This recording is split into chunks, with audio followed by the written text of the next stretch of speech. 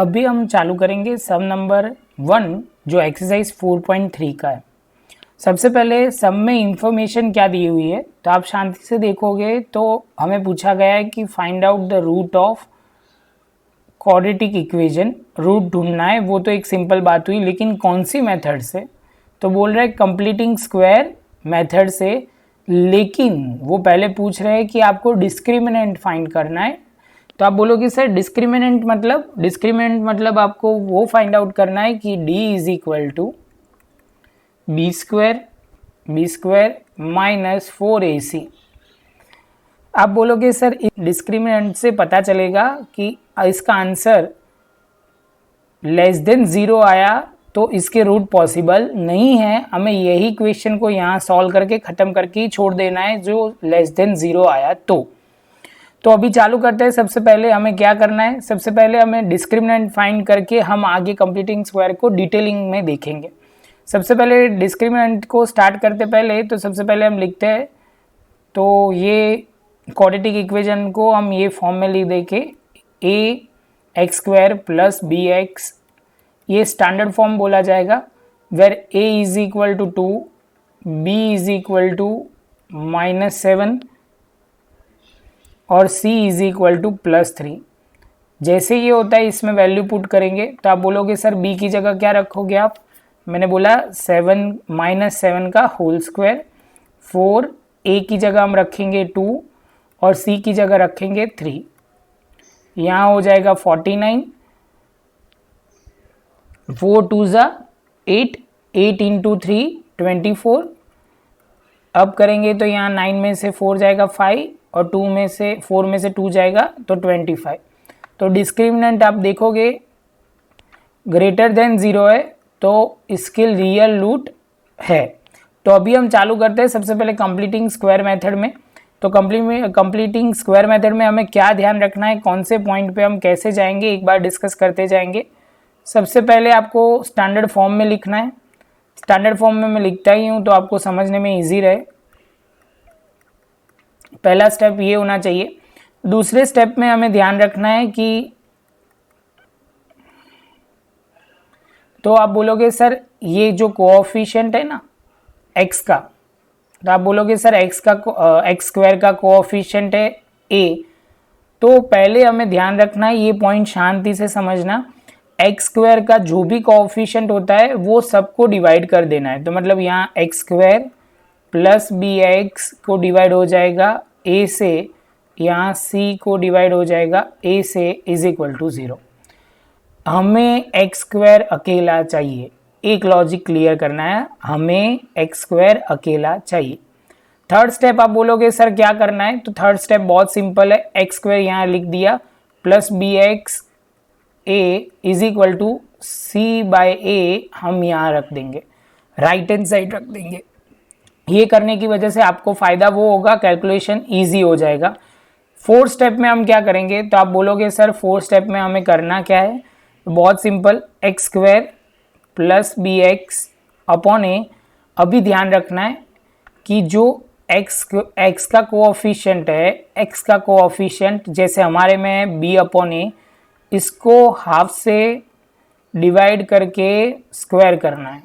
मतलब B upon ए ऐसे कुछ करना है b अपॉन 2a इसका होल स्क्वायर, दो साइड पे ऐड करना है। c हम थोड़ी जगह का प्रॉपर लिखते हैं तो समझने में इजी। फोर्थ स्टेप फिर से लिखते हैं, तो आप बोलोगे सर लिखो x square plus B x A, यहाँ पे ध्यान रखना है प्लस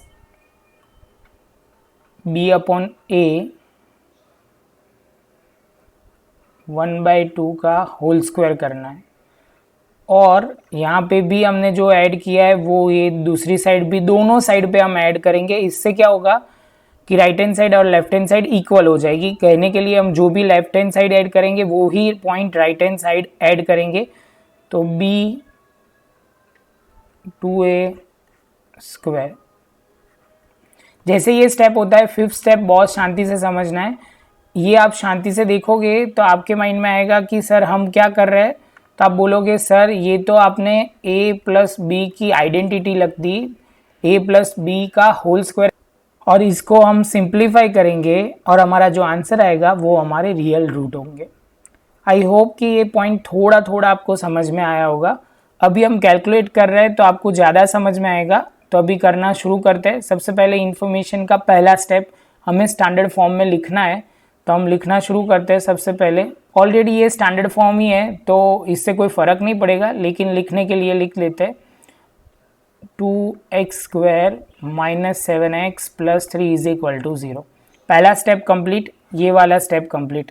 दूसरे वाले में बोला है कि सर x² का जो भी है, जो भी कोएफिशिएंट है वो सारे को डिवाइड कर दो। तो मैंने लिखा यहाँ पे x², यहाँ 7/2 x 3/2 = 0।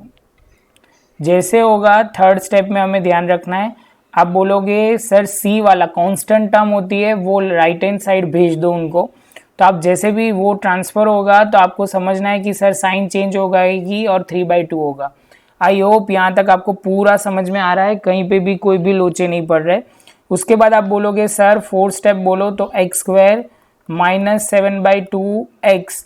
आपने फोर्थ स्टेप में बोला था कि सर जो भी कोएफिशिएंट है, x का कोएफिशिएंट क्या है आप शांति से देख के बताओ। तो आप बोलोगे सर x का कोएफिशिएंट है 7/2 × 1/2 और उसका स्क्वायर करना है। तो आप बोलोगे सर यहाँ पे 7 4 का square whole square. I hope कि आपको ये पॉइंट समझ में आ रहा है मैं क्या बोल रहा हूँ। ओके चलो, तो स्टेप के हिसाब से अभी हम करेंगे। तो आप बोलोगे सर यहाँ पे आप लिखो +7/4 का होल स्क्वायर। कैसे 4 आया वो आपको यहाँ क्लियर हो गया होगा स्टेप के हिसाब से।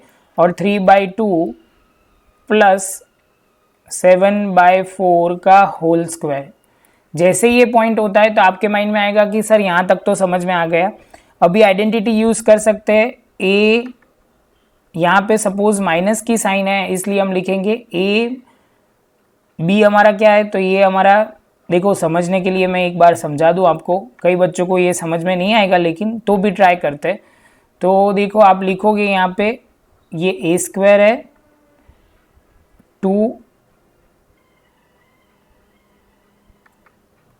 × x 7/4 और ये b² है तो 7/4 होल स्क्वायर है। ये जैसे आप करोगे ना, आप शांति से देखो, अभी मैं लिख रहा हूँ, ये हो गया इनडायरेक्टली स्टेप ये वाला a² - 2ab + b²। ये हुआ b और ये b²। जैसे ये होता है उसके बाद आप बोलोगे सर यहाँ तक तो समझ में आया। और जिसको ये पॉइंट नहीं समझ में आता तो वो शांति से ये स्टेप समझ ले, क्योंकि इसमें समझने में ऐसा ना हो, कई बच्चों को मैंने देखा है समझने में इतना ट्राई करते हैं कि वो मेथड ही नहीं करते, छोड़ देते हैं या बहुत घबराते हैं। उससे अच्छा है कि स्टेप बाय स्टेप आप करते जाओ, समझ में आता जाएगा। 4 सम करोगे ऑटोमेटिक आपको क्लियर हो जाएगा कि ये कहना क्या चाह रहा है। तो हम जाएंगे अभी सीधा 5th पॉइंट पे।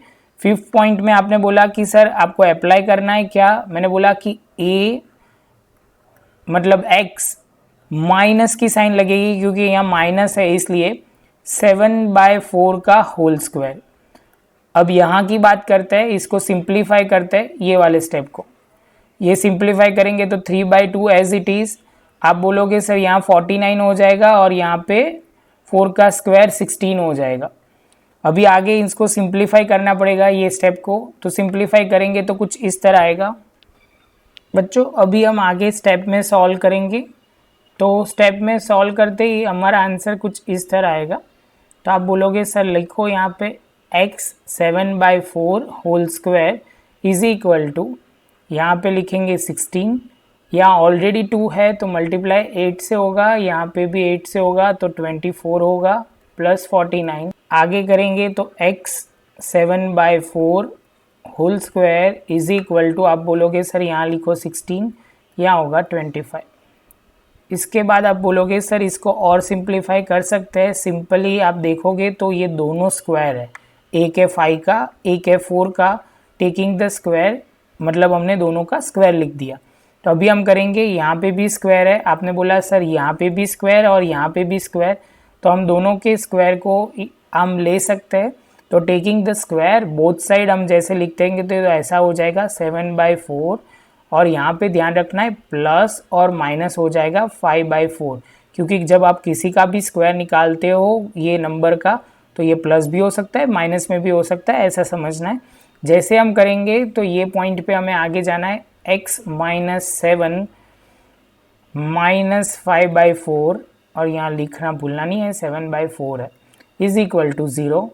और दूसरी साइड हम लिखेंगे x - 7/4 plus 5/4 is equal to 0। तो आप बोलोगे सर यहाँ पे होगा एलसीएम 4 का, आपने यहाँ लेना है 4x, यहाँ पे लिखना है 7, यहाँ पे 5 और 0। 4 सामने जाएगा 0 के साथ मल्टीप्लाई, तो आप बोलोगे सर सिंपली वो 0 हो जाएगा। तो यहाँ लिखना है उससे पहले -12 is equal to 0, 4x is equal to 12, x is equal to 12/4। तो आंसर होगा 3, हमारा एक रूट आ गया।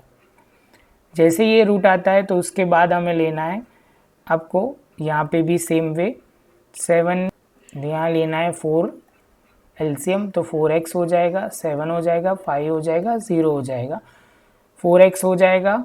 यहाँ पे हम करेंगे तो आप बोलोगे सर -2 हो जाएगा, ये होगा 4,